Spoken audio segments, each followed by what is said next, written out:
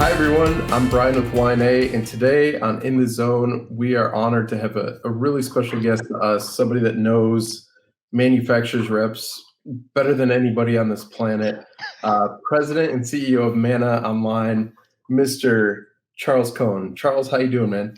Doing well, doing well. You know, your introduction set the bar kind of high. I hope I can live up to it. No, we always look to you for for advice and everything else, so I'm sure you'll be able to live up to it. First off, before we do get into everything, how are you guys doing? How's the family? How's everybody doing out there? Everyone's doing great. Everyone's healthy, maintaining social distance, buying groceries every 2 weeks. Doing all the things we're supposed to do, staying sanitized and wiped clean, and all's well with the world. And I hope the same for you and your family. Yes, yeah. My wife's a nurse, so it's a little, she's working like crazy right now and stuff. And now we're both teachers on top of everything else, so it's a little crazy, but it's all right. And I hope all of my good friends, the Yorstons, are the same. They are, yeah. Good. Yep, definitely. So getting into the world of manufacturers reps, I guess, and I've always wanted to ask you this question because I get this question a lot from friends, family, colleagues. What is your elevator description of a manufacturer's rep? You're at a backyard barbecue. Somebody says, "Hey, what do you do?" How do you describe it to them? Well, first I'll take a bite of hamburger to stall, and then I'll say, a manufacturer. When you think about your company, in your company, you probably don't have a lawyer on the payroll. You outsource that function. You don't have an accountant on the payroll. You outsource that function. Same thing with manufacturers reps. You don't necessarily need to have a sales force on your payroll, just like you don't have your lawyer on a payroll. You don't have an accountant on your payroll. And frankly, in a lot of cases, the reason you don't have a lawyer or an accountant on your payroll is that to get the sort of high caliber help that you need when you need it, you couldn't afford to pay your very excellent lawyer to be on your staff full time. Gotcha. So you outsource that service. Same thing with reps. You can't afford necessarily to have the highest caliber sales force on salary in every territory all the time. So what you do is you outsource that function. You get the highest caliber of service at the times you need it in the places where you need it, but you're not paying for what you don't use. Gotcha. Perfect. Yeah, because I think that's one thing. Every manufacturer's rep I've met, that's the one thing, kind of the one ongoing joke. Yeah, even my spouse doesn't know what I do for a living. So no, it's always good to hear. That's probably the best description of it I've heard personally. But, as a matter of fact, Brian, one of the other things we could do for your listeners is we have a very, very good 2-minute explainer video that does that. And maybe we could include a link to that video so that people who want to explain to friends and neighbors and spouses and family what a rep does, we can do that in a very short, funny, friendly, animated way. That's right. I have seen that video. It's a great video. Thank you. So right now, obviously, times have changed. Things are a little different with travel restrictions and everything else going on. What's kind of the trend you're seeing right now for manufacturers reps during this? What's going on during this time? Well, the good news is that most manufacturers reps, because they have great rapport with their customers, are very easily able to transition to these alternative methods of communication, texting, teleconferencing, email. And I think the key that the really successful reps have launched is to very specifically ask each customer, how do you prefer that I contact you in the current environment? Yeah. And every customer will be a little different. Oh, I want you to email me. Oh, I want you to text me. I'd like to do a periodic teleconference. And in addition, ask those customers, under what circumstances do you want me to reach out? Do you want me to wait until there's something urgent that you need to hear? And I will wait until that happens. Do you want me to periodically update you on the status of your orders? I can do that. each customer has different priorities, different preferences, and by reaching out to those customers and just asking them, what is it you want me to do for you right now? How would you like me to do it? Reps are really going to shine in this era where, the opportunity to sit across the desk from a customer isn't there. The opportunity to have lunch with the customer isn't there. But we can still get the job done. And probably because we know our customers better than anyone, we'll do it better than anyone. Yeah. And I know in our group, Adam and Bill, obviously, for a long time. And, we've had to make pivots on our end every hour we're on a Zoom call or a interview. Yeah.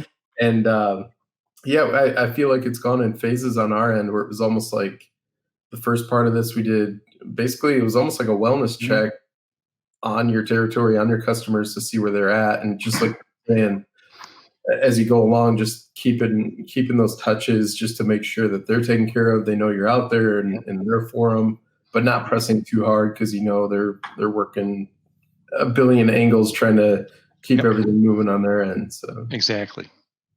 Now in between this time, I think I know the answer to this, but I'd love to hear your answer on it. In a time like this, or in a time where everything's normal, I guess you can call it, what are the benefits of having manufacturers reps? Like, if you could talk to a manufacturer and say, this is the golden reason why you should hire manufacturers, what is your explanation to them? Well, actually, I think I would like to reference an expert on this. So this is more like, if it was the $1 million challenge or whatever, this would be phone a friend. I had this wonderful explanation that was given to me by Charlie Ingram, who's the Executive Vice President and Chief Marketing Officer of Erie's Manufacturing. He's a member of Manna's board of directors and also a dear friend. And I'm going to refer to notes because he said some stuff that was just really on point. One of the things he said was, effective immediately, our home office employees have travel restrictions, so we can't get our product and market sales managers into the field. Thank goodness we have a rep sales force to take care of our customers while our sales managers are grounded. He also said, customers are restricting sales visits. And at best, those customers will be distracted. And while they're distracted, those customers will instinctively reach out to trusted resources with whom they have strong relationships. Those trusted resources are our manufacturers' reps.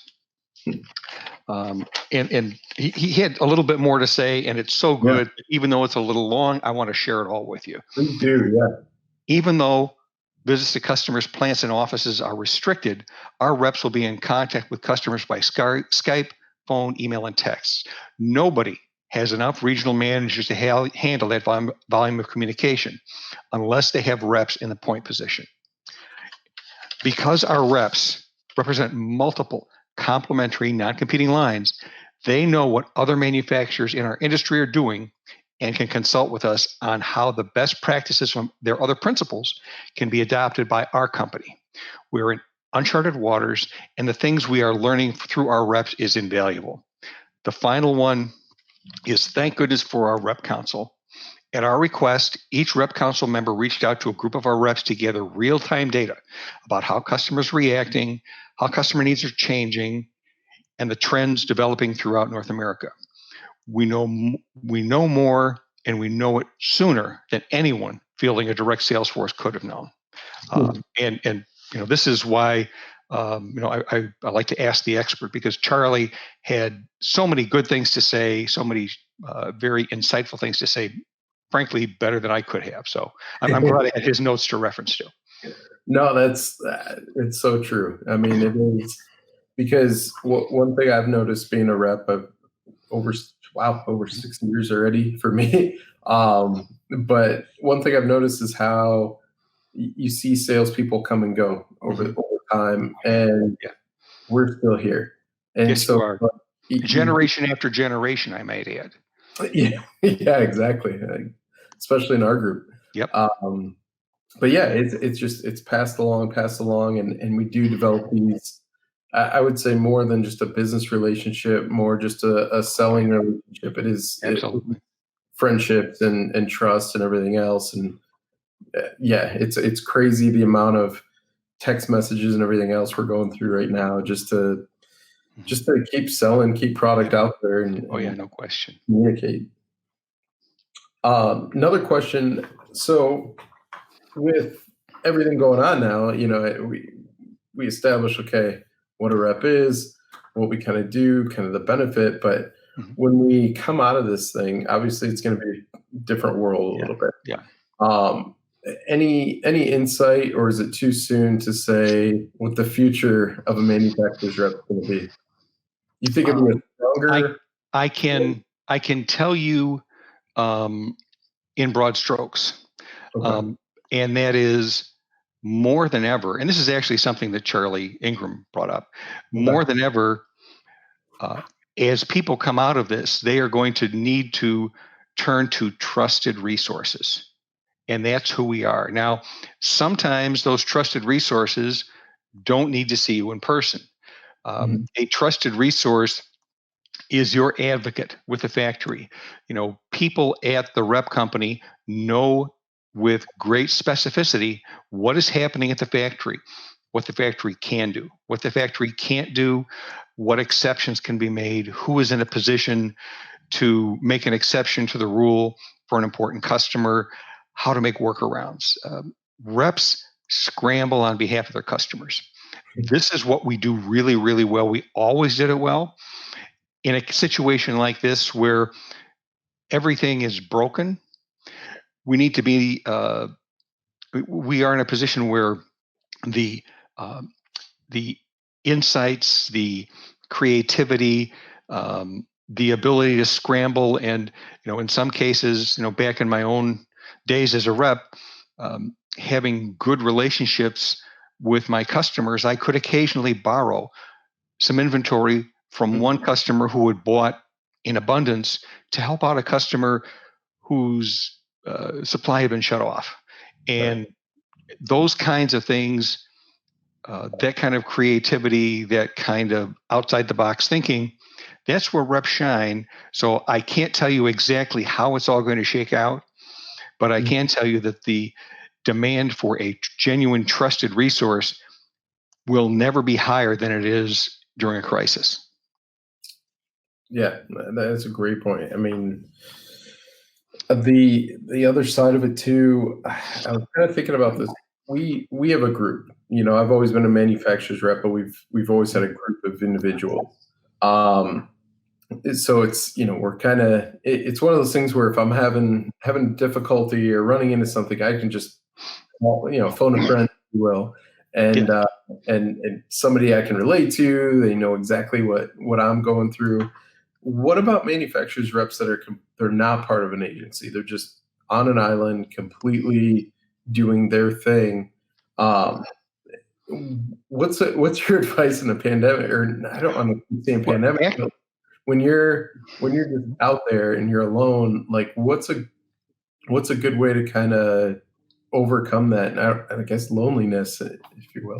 well, I don't know about, I think loneliness can be addressed by family, but the Yeah. thing about being on an island, the thing about feeling like, okay, I'm maybe a one person rep firm. I don't have the resources of Yorston Associates where there are all kinds of people to talk to. You're not alone. Um, Generally, what these one person rep firms, if I am the rep for a line in Chicago, I am good friends with the rep in Milwaukee, the rep in Cincinnati, the rep in Los Angeles, and we can have those kind of conversations that you have internally in Yorston Associates. We can have as individual reps among our counterparts in different territories. Okay. That, and of course, when it comes to the kinds of sort of dealing with problems situations, we've got a couple of things going. One is that Jerry Leth, who is a very experienced past rep and who's VP and general manager of MANA, and I both take phone calls from members. And Okay. we get phone calls every day from a member who says, I have this problem. Is there someone who has dealt with this problem who maybe could help me? have you heard about this? Can you give me a suggestion? And what we've done in the past is where we have an answer, we'll supply it. We'll quite often post the question in Mana's private LinkedIn group so that other reps can make an answer. Jerry has come up with a wonderful idea, which is essentially to do sort of a town hall meeting where instead of going into a conference like this one or in a conference call with a specific agenda, let reps who have things on their mind just show up on a telephone call or on a teleconference and just kick things around. And unlike this recorded conference, it would be a private conference. It wouldn't be recorded. People could speak their minds. So Jerry is working on that. We'll have the first one going very shortly. And the resources, especially for those reps who are on their own, Mana has been here since 1947. So I mean, we have a lot of the problems that people are experiencing. There is either the same problem or a parallel problem or some sort of solution that we can at least help a rep brainstorm with. So, this is one of those times where, brief commercial message, this is one of those times where it's really good to be a part of your industry's trade association. And, I'm so proud of what all the Mana staff has been doing to jump in and help the members. We're here for all of them. And, we look forward to doing those things we need to do to help members out. No, I know we appreciate it. So like I said, and you mentioned Jerry. Jerry's always doing something. That guy is busy as can be, but he's always trying to, give. What can we give? What can we give? How do we help? How do we help? Exactly. So it's definitely appreciated on this side of it for sure. Thank you. Well, I guess I can ask you the kind of the more fun stuff too. Is there any new hobbies or anything you've been doing while you've been home? Well, actually, Mana has been in virtual offices since about 2014. So wow. Okay. We had the opportunity to do a very orderly, thoughtful, careful transition. Unlike a lot of people who've just had to say, everybody go home and figure it out. Let's go. Yeah. We have, we turned off our server and moved everything into the cloud. It was about 2014. Okay. So we've had home offices set up, and it's been working spectacularly for us. Again, because we didn't have to rush at it. We've been doing it for some time. So life for Mana staff, in terms of how they operate, how they work every day. For us, the having to work from home is, it's what we've been doing for the last 6 years. So, what we've been doing, just keep doing it. Gotcha. No particular new hobbies. Frankly, if anything, the challenges that we've been facing recently have made this a little bit of a longer day in terms of getting resources to members. We have recently, as a matter of fact, and I'll give you a link to post with the video. We recently came up with we've been very carefully curating a frequently asked questions list. Things like, I have an SBA loan. Am I eligible for forgiveness? How do I deal with Paycheck Protection Program? Can I borrow from my IRA account? Can I take an early distribution? How do I apply for a small business loan? What are my options deferring on paying my taxes? And then we've got a webinar that we did just recently with Mana's chairperson, John Davis, and also Mana's legal counsel, Dan Biederman, and Bruce Bell, who's a lawyer and CPA. I'll give you that link. And we've also got a very good audio-only conference on how do you communicate with customers who can't accept physical sales calls. So there are a lot of resources that we've been developing on the fly, in a hurry, things that our members need. And I'll just, wherever you post this, I'll be sure that you have all the necessary links so that people who are interested, people in the rep industry can reach out and find out what's going on. Very cool. Yeah, we've been posting these YouTube Facebook, LinkedIn, all the normal suspects. But we've been having to pivot and change. And Yeah. shout out to Ellen for somehow keeping us coordinated, because I feel like every hour to half hour, there's something going on. So Yes. it's pretty crazy how much is pushed into a lot of these days. And they're just, for me at least, they're kind of flying by, versus I thought it would be, oh my gosh, is this ever going to end? And we've actually been extremely productive doing things that we just can never do on the road. But with that, no, thank you, Charles. I truly appreciate the time and all that you and Mana, everybody at Mana does. I hope everybody stays healthy and happy, and hope to see you guys in person on the other side eventually. There you go. Very good. I'm looking forward to that. Thanks. Take care. Real good talking to you, Brian. Thank you. Take care.